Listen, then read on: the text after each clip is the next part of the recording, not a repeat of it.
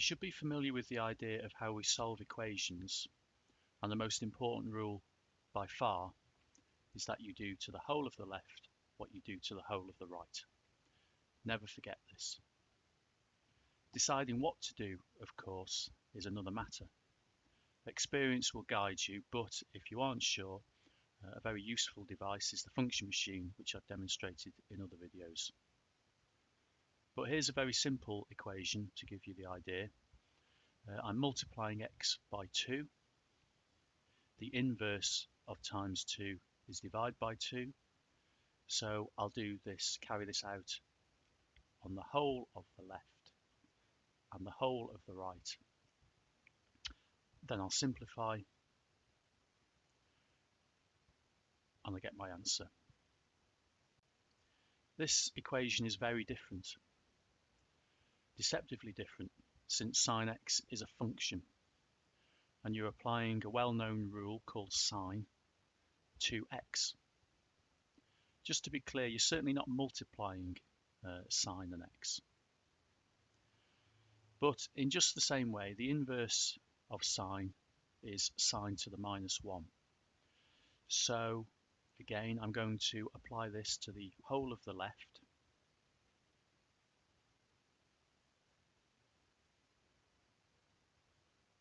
and the whole of the right.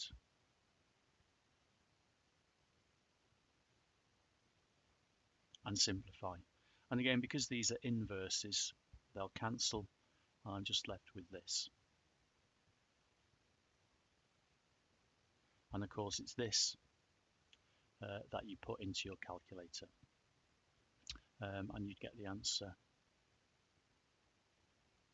30 degrees. In just the same way, log to the base 2 is a function. In other words, a rule that we're applying to x. And in just the same way as in the previous two examples, we want to undo that rule. So we apply the inverse of the rule, which is the base 2. And again, I never forget that most important rule that I do to the whole of the left and the whole of the right. And again, because these are inverses, this cancels, and I'm just left with x equals 2 to the 4.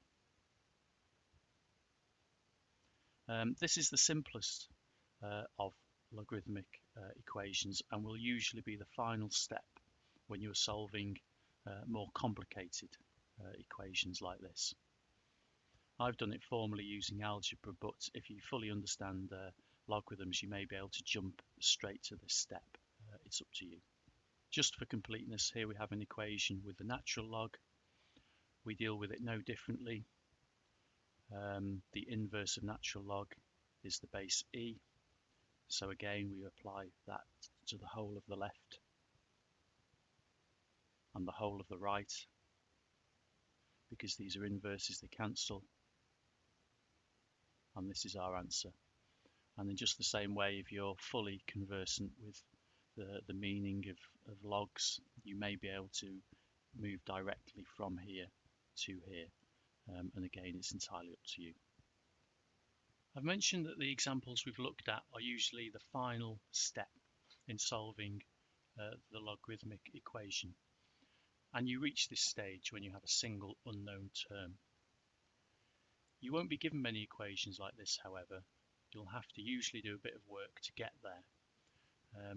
But you're used to seeing equations like this. And here's an example. I can't begin to solve it in first principles because I've got an x here and an x on the right, so you've got to decide how am I going to get it such that I've only got one x. And you'll know that I'm just going to subtract x from both sides. And there's that rule, what we do to the whole of the left, we always do to the whole of the right. And there we have it. We've got an equation that we can solve now using the techniques we've looked at first. So we can see I'm taking my x, I'm multiplying it by 2, and then I'm subtracting by 6. To reverse that, I'm going to add 6 to both sides, carrying out the inverse and applying it to both sides. And then I'm going to divide both sides, the whole of the left and the whole of the right, by 2. And I'm going to simplify, and we're done. So really I'm showing you this, and I know this is quite straightforward and you'll find this easy, but to just really draw your attention to the fact that really what you're doing is no different when we come to logarithms to what you are used to. And even here you might not have realized it, but the whole point of completing the square is to manipulate the equation so you've got one unknown x. So you may remember that I write it out like this.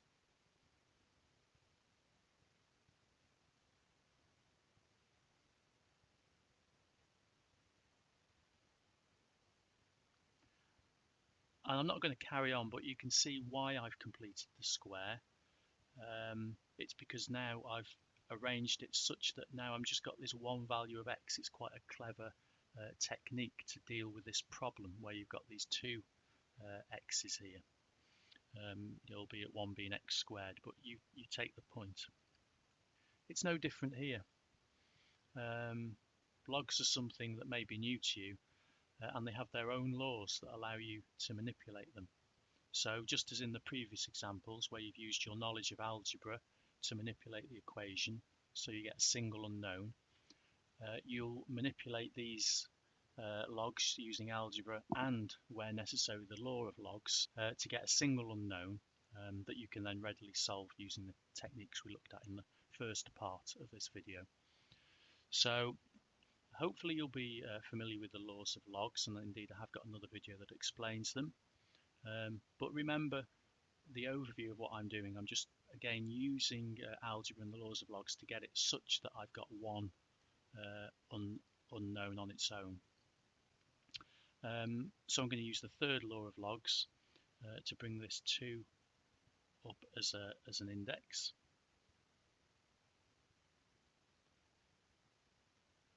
And again, experience is going to just basically show you the best strategy in these cases.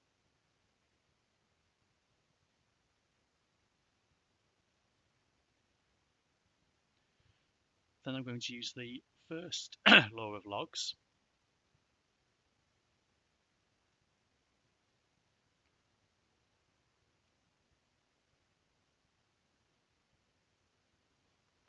And finally, we can look at the techniques we used in the first part of the video. So what I'm doing is going to apply the inverse of log to the base 3 to both sides, which is the base 3.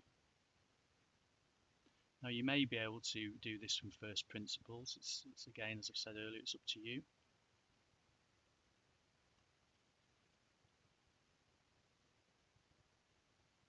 And the whole point of doing this, of course, is we know that this is going to cancel and we're left with this.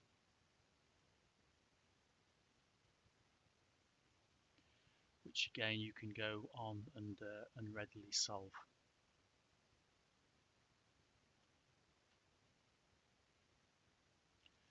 And we'll divide both sides by 4, and I'll take the square root of both sides.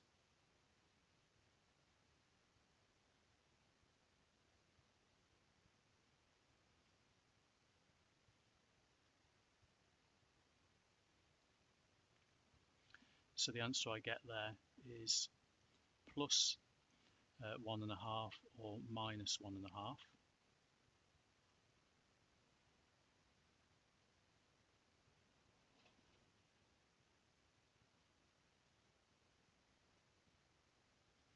And of course, if you understand logs, you'll realize that we can discount this answer because quite simply we can't have a negative logarithm.